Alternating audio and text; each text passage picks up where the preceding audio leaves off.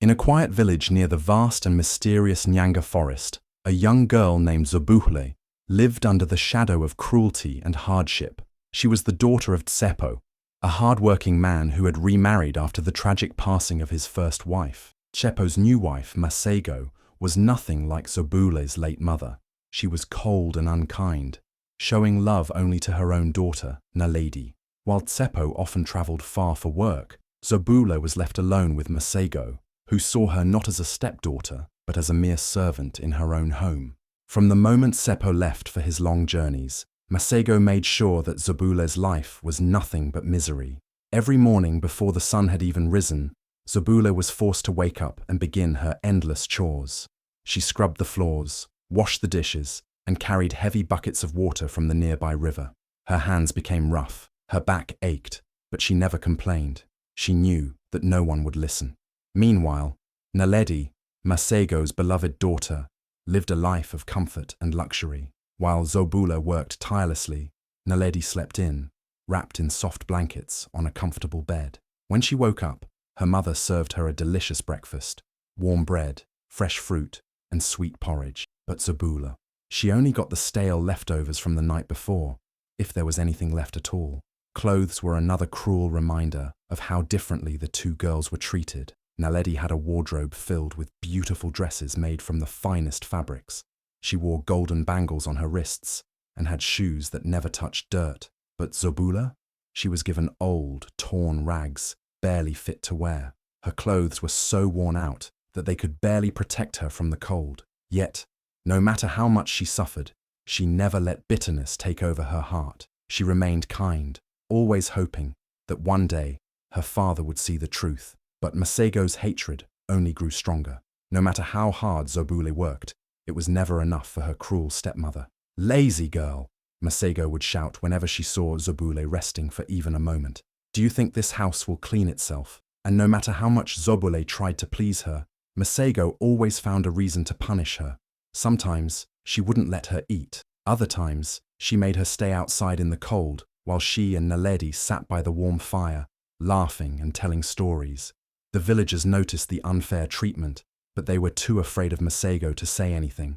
Some whispered among themselves, wondering why Tsepo allowed such cruelty in his home. But Tsepo was hardly ever there, and whenever he returned, Masego played the role of a perfect wife and stepmother. "Zobule is like my own daughter," she would tell him sweetly, faking concern. "She is just a little stubborn, but I try my best to guide her." And Tsepo, trusting his wife's words, never saw the truth behind her lies. Despite everything, Zobule never stopped being kind. She still helped the elderly in the village, still smiled at the little children, and still believed that one day things would change. She had a heart full of love, even when she was surrounded by cruelty. But little did she know, Masego was growing tired of her presence. The stepmother's hatred was about to take a dangerous turn, one that would change Zobule's life forever. The night was silent, except for the faint crackling of the fire in the small clay stove. Shadows flickered on the walls of the tiny house as Masego sat in the dim candlelight, her sharp eyes glinting with cruel intent. Across from her, Naledi sat comfortably on a cushion, dressed in a fine silk nightgown. She played absent-mindedly with the golden bracelets on her wrist, completely unaware of the wicked thoughts brewing in her mother's mind.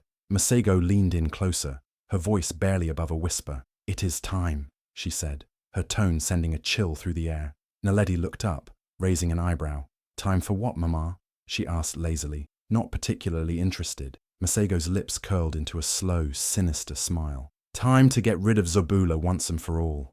Naledi's eyes widened, not with fear, but with excitement. She had always enjoyed watching her mother mistreat Zobule, laughing whenever the girl was punished or made to work like a servant. But this was something new, something darker, something far more final. "But how, Mama?"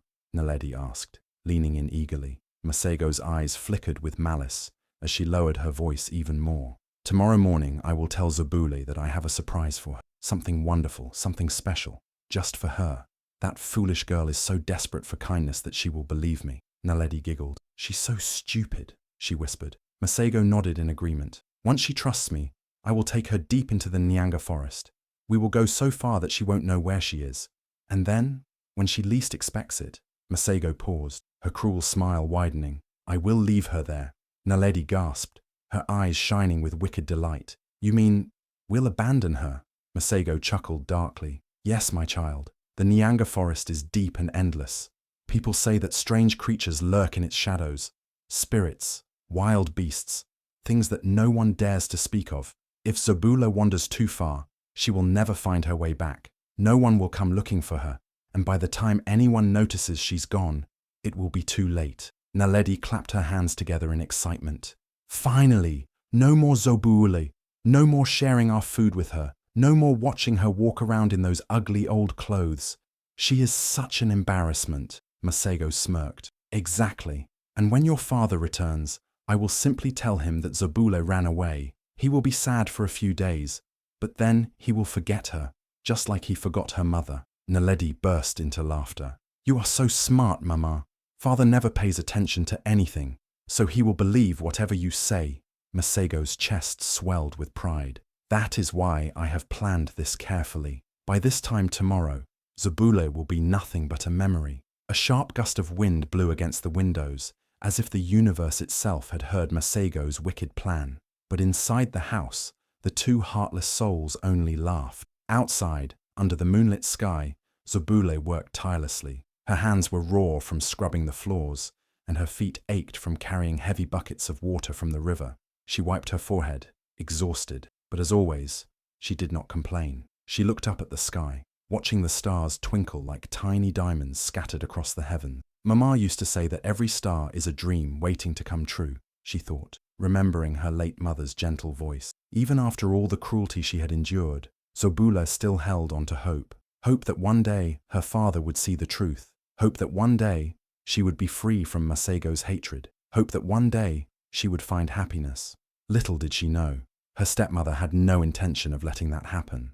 As the night deepened, Masego sat awake, carefully planning every detail of her scheme. She imagined Zobule lost in the depths of the Nyanga forest, calling out for help that would never come. She imagined the girl wandering alone, growing weaker and weaker until the wild creatures of the forest found her. The thought filled Masego's heart with satisfaction.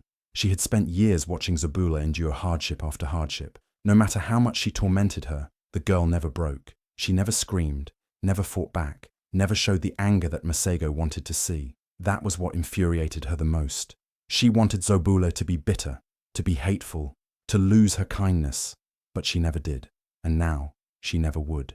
Naledi lay in bed, too excited to sleep. She imagined the look on Zobula's face when she realized she had been tricked, when she turned around and found herself alone in the vast, terrifying forest. She grinned at the thought. She would no longer have to share anything with that pathetic girl.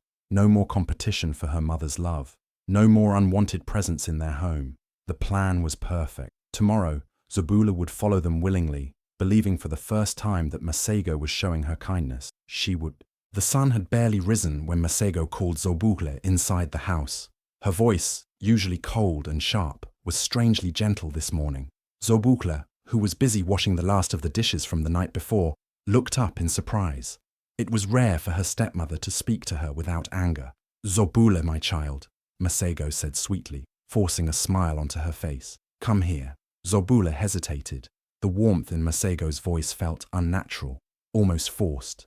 But deep inside her heart, there was always a small hope that one day her stepmother would change, that maybe, just maybe, she would finally treat her like family. Slowly, she put down the dish she was holding and walked over. Masego placed a gentle hand on Zobule's shoulder. You work so hard every day, she said. Today, I want to do something special for you. Naledi, who was sitting nearby, smirked, but quickly looked away when Zobule turned toward her. For me? Zobule asked, disbelief clear in her voice. Yes, my dear, Masego continued. There is a secret place deep in the Nyanga forest. It is beautiful, magical even. I want to take you there as a reward for all your hard work. Zobule's eyes widened with wonder. A secret place? A reward? She had never received anything from Masego before, no matter how hard she worked. Maybe this was real. Maybe her kindness had finally touched Masego's heart. But Mama, Zobule said hesitantly, I still have chores. Forget about the chores, Masego interrupted, waving her hand dismissively. You deserve this. Naledi coughed to hide her laughter. Zobule smiled, feeling a warmth spread in her heart. Thank you, Mama, she whispered, her voice filled with gratitude. Masego nodded, her smile never reaching her eyes. Come, we must go now before the sun gets too hot.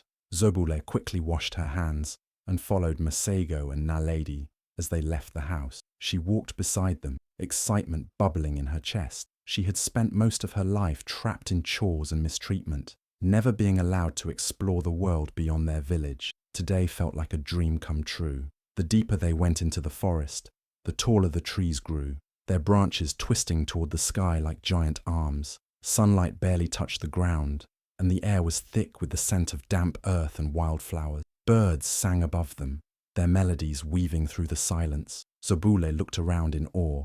"It's so beautiful," she whispered. Masego walked ahead, her eyes scanning the surroundings. They had to go further, deep enough that no one would hear the girl's cries. After what felt like hours of walking, Masego finally stopped. "This is the place," she said, turning to Zobule with a smile. Zobule looked around, confused. It didn't seem special. There were no flowers, no streams, nothing magical about it, only towering trees and thick vines. "But," she started to say when, without warning, Masego grabbed her arms and shoved her backward. Zobule let out a sharp scream as she tumbled into an unseen pit, her body hitting the ground hard. Pain shot through her legs, her arms, her back. She groaned, disoriented, struggling to sit up. Above her, Masego peered down, her face twisted with cruel satisfaction. "No one will find you here," she said coldly. Zobule's breath came in quick, shallow gasps. "Mama," she whispered, confusion clouding her voice. Masego only laughed, a deep, mocking laugh that echoed through the trees. Zobule scrambled to her feet, ignoring the pain. She looked up, realizing how deep the pit was. The walls were made of dirt and roots, impossible to climb. "Mama, please!" she cried, her voice breaking. Masego's expression hardened. "You are nothing but a burden, Zobule. You were never meant to be part of our family." Naledi peeked over the edge, giggling. "Goodbye, Zobule," she said, waving mockingly. Tears burned in Zobule's eyes. This wasn't a mistake. This wasn't a cruel joke. They had brought her here to die. Panic set in. "Please, don't leave me here," she pleaded, reaching toward them. But Masego turned away without another word, her footsteps fading as she walked away. Naledi followed, their laughter ringing in Zobule's ears like a nightmare she couldn't wake from. Silence fell. Zobule was alone. For the first time in her life, she truly understood what loneliness meant. The trees above seemed taller, darker, pressing in around her. The air was heavy with the scent of damp earth and fear. She slumped to the ground, sobs shaking her fragile body. She had been foolish to believe Masego had changed. She had been foolish to trust. Hours passed, and the forest grew colder. Strange sounds filled the air, rustling leaves, distant howls, whispers carried by the wind. She hugged herself, shivering, her body aching from the fall. But she refused to give up. Wiping her tears, she looked around. The walls of the pit were steep, but roots jutted out like tiny ropes. Taking a deep breath, she reached for one, gripping it tightly. Slowly, she pulled herself up, her muscles screaming in protest. She slipped once, then twice, but she didn't stop. She had to survive. She had to find a way out. As she climbed higher, the wind carried a whisper through the trees.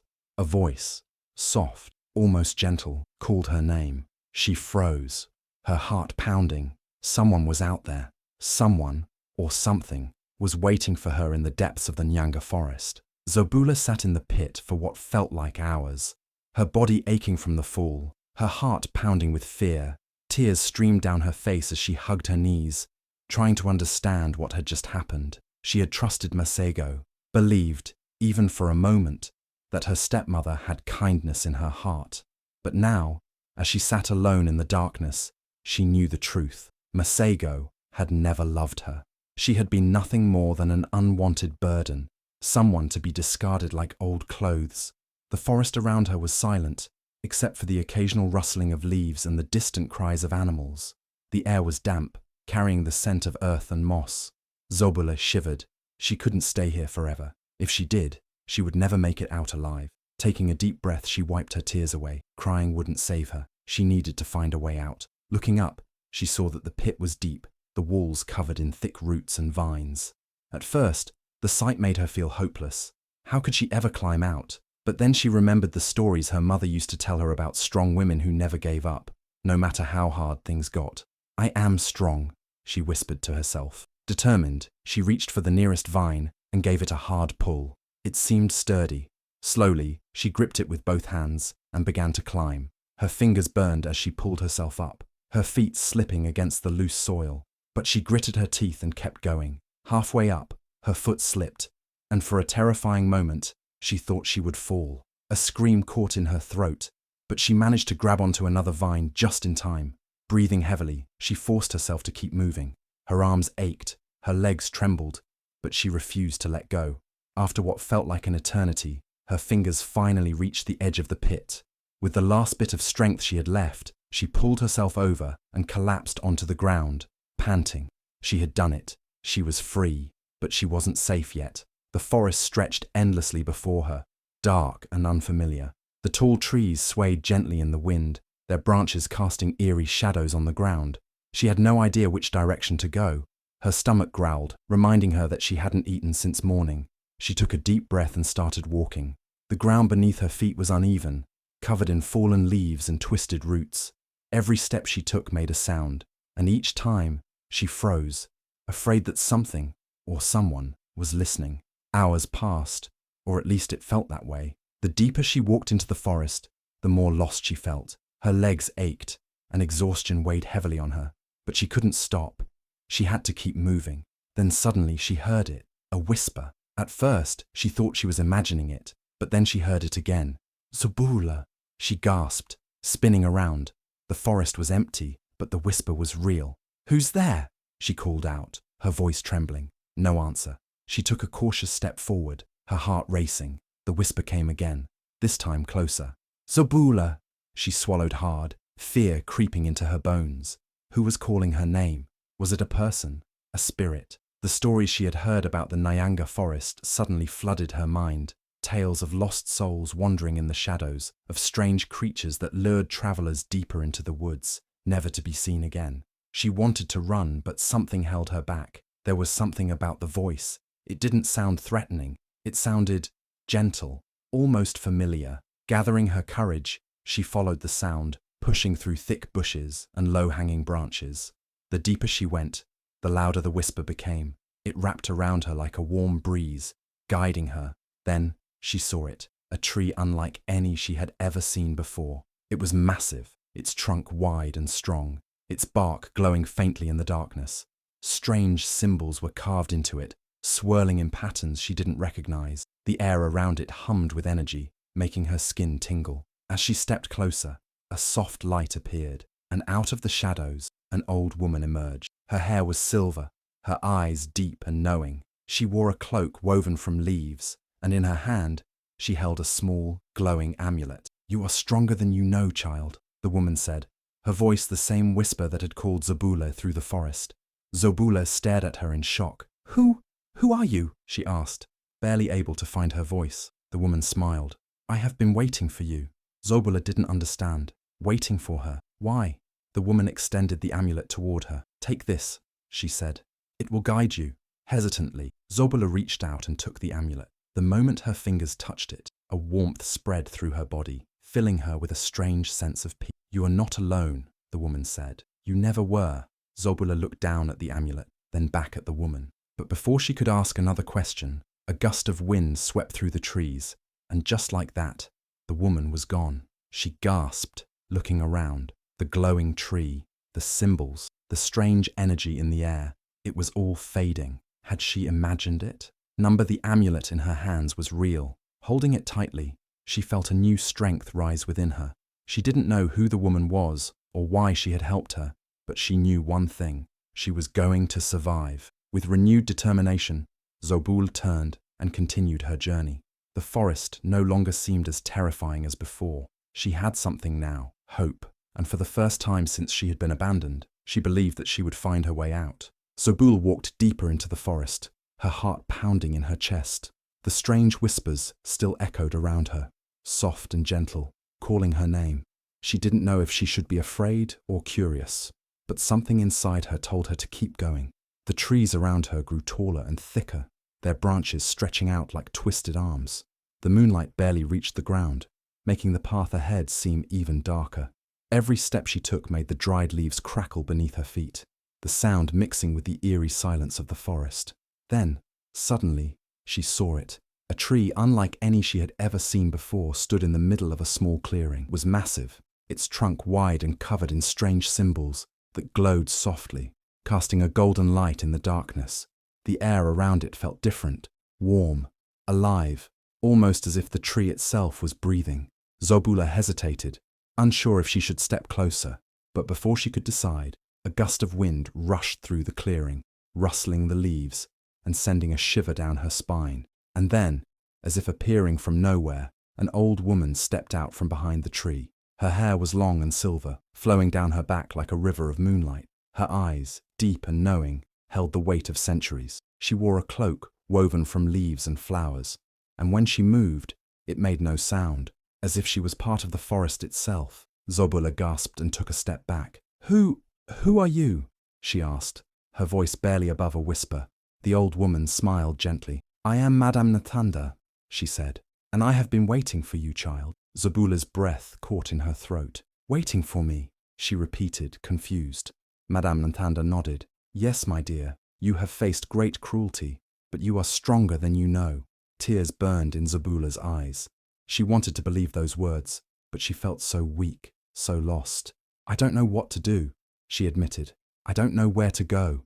The old woman stepped closer and reached into her cloak. When she pulled her hand out, she was holding a small amulet. It glowed softly, just like the symbols on the tree. The light was warm, comforting, as if it held a hidden power. "Take this," Madame Nathanda said, holding the amulet out to her. "It will guide you to safety." Zobul hesitated before reaching out and gently taking it. The moment her fingers touched the amulet, a strange warmth spread through her body.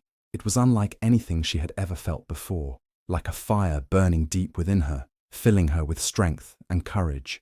She looked up at the old woman with wide eyes. "What is this?" she asked. Madame Natanda smiled. "It is a gift, a piece of ancient magic that belongs to you. It will lead you where you need to go." Zobula clutched the amulet tightly. "But why are you helping me?" The old woman's eyes softened. "Because you are meant for more than suffering, child. You are destined for something greater. Do not be afraid. Follow the light, and you will find your way." Zobul wanted to ask more questions. Who was she really? How did she know her? What did she mean by destined for more? But before she could speak, another gust of wind rushed through the clearing. The light around the tree flickered, and when Zobul blinked, Madame Ntanda was gone. The clearing was silent once more, as if she had never been there. Only the glowing amulet in Zobula's hand proved that it wasn't a dream. She took a deep breath, staring down at the magical object. It pulsed softly, as if whispering to her, urging her forward. She didn't know where it would take her, but for the first time in a long time, she felt hope. With new determination, she turned and walked back into the forest, following the light. The small amulet glowed softly in the dark, its warm light guiding the lost girl through the endless forest. Every step was slow, her legs aching from exhaustion, her stomach empty, but she did not stop. She held the amulet close, trusting its magic, trusting the old woman's words. The forest was unforgiving. Thorny bushes scratched her arms, and tree roots made her stumble more than once. The nights were the worst. Cold winds howled through the trees, and strange sounds echoed in the distance. Animals, maybe spirits. Fear crept into her heart, but she clutched the amulet tighter and whispered to herself, "I will make it. I have to." Days passed in hunger and exhaustion. Wild berries became her only food, and when she found a small stream, she knelt down and drank the cool water as if it was the sweetest thing in the world. Her reflection stared back at her, tired eyes, dirt-covered skin, but there was something else, something new, strength, a quiet fire inside her that had not been there before. The path was uncertain. The glowing amulet led forward, but the journey felt endless. Feet bruised, stomach empty, hands trembling. Every part of her wanted to collapse, but the thought of giving up was more terrifying than the pain. What if this was all for nothing? What if there was no end? She shook the dark thoughts away and forced her tired body to keep moving. On the third day, just as hope began to fade, the trees started to thin.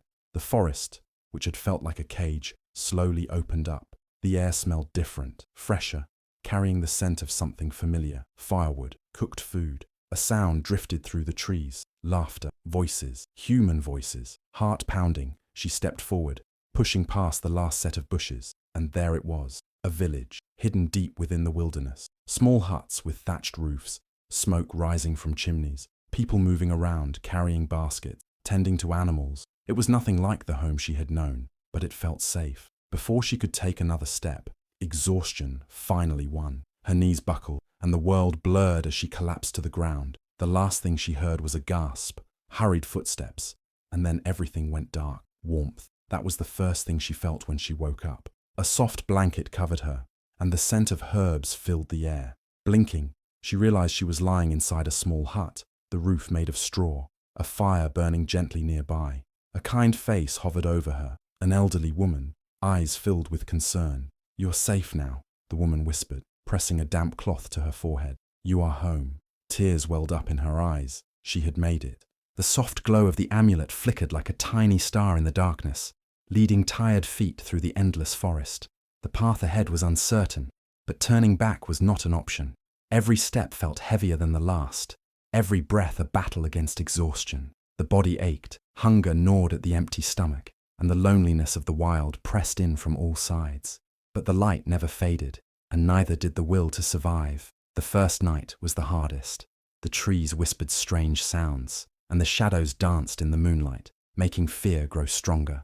The cold wrapped around like an unwelcome blanket, and the ground beneath was rough and unkind. Curling up beneath a thick tree, the only warmth came from the small piece of magic clutched tightly in trembling hands. Sleep came in restless moments, broken by the distant cries of unknown creatures and the rustling of leaves. Every sound felt like danger, yet there was no choice but to rest. Morning arrived with soft golden light filtering through the trees. The hunger was unbearable, but the forest provided. Berries hung low on bushes, their small shapes barely enough to fill an empty stomach, yet each one tasted like a blessing. A clear stream trickled nearby, its water icy but refreshing. Cupping shaky hands, the cold liquid was lifted to dry lips, bringing a moment of relief. Survival was not easy, but it was possible. The journey continued. The forest stretched endlessly, every tree looking the same, every turn leading to another path of uncertainty. The body grew weaker, the steps slower. Bare feet scraped against stones, hands reached out to steady against rough bark, but the small light continued forward, urging the tired soul to move. On the second night, the sky opened and rain poured down in heavy drops, soaking everything in moments. Shivering under a thick canopy of leaves, teeth chattered against the cold, wet clothes clung to the skin, and the fire inside felt like it was fading. Eyes closed tightly, lips murmured silent prayers, hoping the storm would pass. And when it finally did, exhaustion claimed the body once more, pulling it into restless sleep. By the third day, the weight of hunger and exhaustion was unbearable. Each step felt like walking through deep water, each breath heavier than the last. The mind whispered doubts. What if there was no end to this journey? What if the light led nowhere? But then, something changed. The trees grew thinner, the air smelled different. A hint of smoke lingered, carrying with it the promise of warmth. And then, through the tangled branches, a sight appeared. Small huts with roofs of straw, tiny gardens filled with green life, and people, real people, moving about with baskets in their hands and children playing in the dirt. The hidden village was real. Relief came too fast, too strong. The body, pushed beyond its limit, finally gave in. Knees buckled, vision blurred, and before another breath could be taken, the world faded into darkness. The first thing felt upon waking was warmth. A thick blanket wrapped around the weak body, the scent of herbs filled the air, and a soft fire crackled nearby. Gentle hands placed a damp cloth on a burning forehead, and a kind voice whispered words of comfort. The fear was gone, the danger had passed. There was safety now. Tears welled up, not from sadness, but from overwhelming relief. The journey was over. Help had been found. The light had led exactly where it was meant to, and for the first time, in what felt like forever, there was no need to run, no need to fight. There was only rest. Back in the village, Masego sat comfortably in her home, believing her cruel plan had worked. She had told Seppo that his daughter had run away, pretending to be heartbroken and disappointed. She was always ungrateful, she had sighed, shaking her head. I did everything for her. yet she still chose to leave. Seppo, who had been away for weeks, was devastated. His heart ached for his lost child, but he had no reason to doubt his wife's words.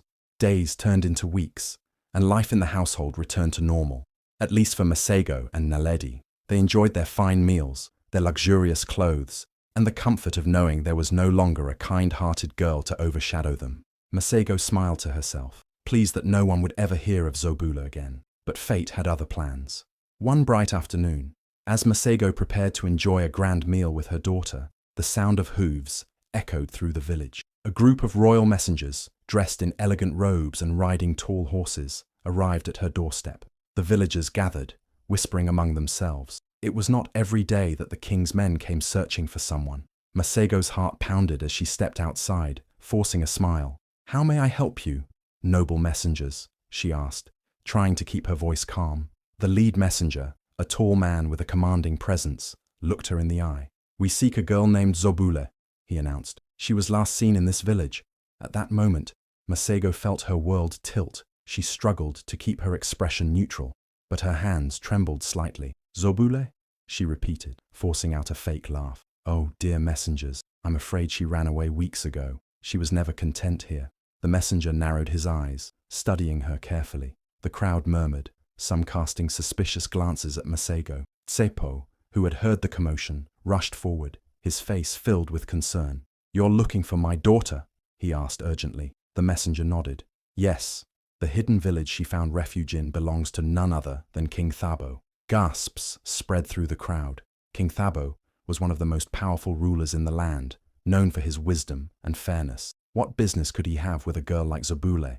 Seppo's face was filled with confusion and hope. "She is alive?" he whispered, barely able to believe it. "Yes," the messenger confirmed, "and the king wishes to meet her. She carries something that belongs to him." Masego's hands clenched into fists. This was impossible. How had that wretched girl survived? And why was the king involved? Fear and rage burned in her chest, but she could not let it show. She forced another smile. "What wonderful news," she said through gritted teeth. "Of course, if the king seeks her, we must bring her home at once." But the messenger did not look convinced. He turned to Seppo instead. "We will take you to her," he said. "The truth must be revealed." Masego's stomach dropped. If Zobule was alive, then everything would be exposed. The lies, the cruelty. Seppo would know it all. And when that happened, there would be no escape from the consequences. The royal palace stood tall and grand, its golden walls shining under the bright sun. Inside, King Thabo sat on his throne, his heart heavy with memories of the past. Years ago, he had lost his newborn daughter in a terrible incident. Despite searching everywhere, she was never found. The pain of losing her never faded, and he had spent his life hoping that one day she would return. When the royal messengers arrived with news of a girl carrying an ancient amulet, his heart raced. That amulet was no ordinary piece of jewelry. It was a family heirloom, one that had been given to his daughter on the day she was born. If this girl had it, then there was only one explanation. Zobula stood nervously in the grand hall, feeling small under the king's powerful gaze. She had never imagined that the strange amulet given to her in the forest held such great meaning. As the king looked at her, his eyes filled with emotion. He slowly stepped forward, reaching out to touch the amulet hanging around her neck. "It is you," he whispered, his voice trembling. "My lost daughter." When King Thabo heard the truth about Masego's cruelty, his face darkened with anger. He could not believe that an innocent child had suffered so much at the hands of someone who was supposed to care for her. Without hesitation, he gave his judgment. Masego and Naledi would be exiled from the kingdom forever. Masego fell to her knees, tears streaming down her face. She begged for forgiveness, promising that she had only made a mistake. "Please, your majesty, give me another chance," she cried. But the king was unmoved. There was no mercy for someone who had tried to destroy an innocent life. Naledi, who had always lived in comfort, screamed in horror. "Mother, do something. I can't survive out there." But it was too late. The guards led them away, their fine clothes replaced with rags, their riches stripped away. Days later, lost in the wilderness, hunger and fear consumed them. Naledi, who had once looked down on Zobule, now understood the pain of suffering. Regret filled her heart, but karma had already taken its course. There was no escape from the punishment they had brought upon themselves. The lost princess finally found her true place in the kingdom. No longer trapped in suffering, she embraced her new life with kindness and wisdom. She ruled with a gentle heart, ensuring that fairness and compassion guided every decision. The people of the land rejoiced, celebrating a ruler who understood their struggles and valued justice. The tale of past cruelty became a lesson for all, reminding them that evil never goes unpunished. In the end, goodness triumphed and peace filled the kingdom. A future of love and harmony awaited, proving that light always overcomes darkness.